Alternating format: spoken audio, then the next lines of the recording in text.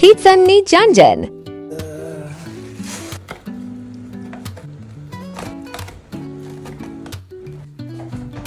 Unahin natin harina, ating asin. Lalagay mo itong oil.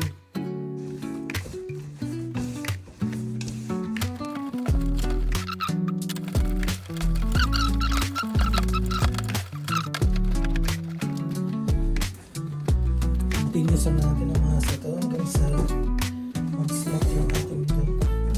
Ma-achieve mo to. Mawawala rin yung pagod mo.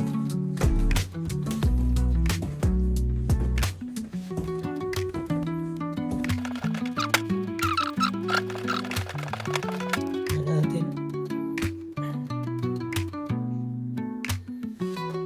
So yan na. Medyo hindi siya napupunit na masyado. So okay na to. Yan na. Ito yung window paint natin. Gagawin natin. Aalisahin na natin siya hanggang sa mag-doble na yung size niya.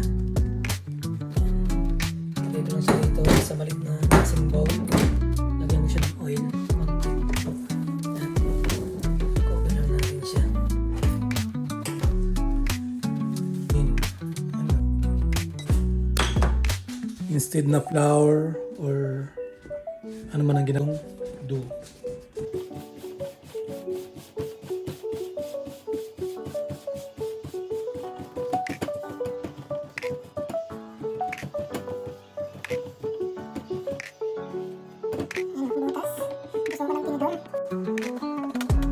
Ito, bumili ako ng tomato sauce.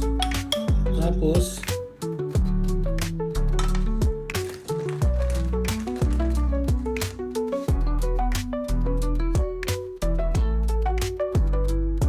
ito na yung ating pizza na overload.